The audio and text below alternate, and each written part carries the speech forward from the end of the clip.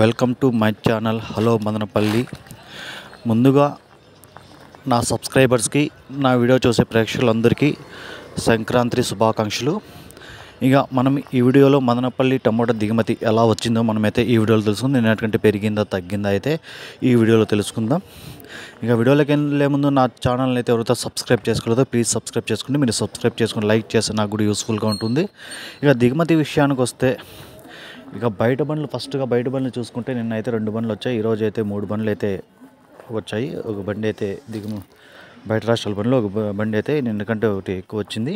ఇక దిగుమతి చూసుకుంటే మదనపల్లి మార్కెట్లో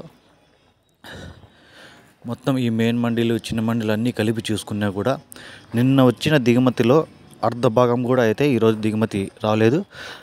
చాలా మండీలకి ఒక 100 క్రేట్లు, 200 క్రేట్లు, కొన్ని మండీలకి అయితే కాయలే రాయలేదు. ఇక నిన్నకంటే పోల్చుకుంటే 50% కంటే తగ్గింది.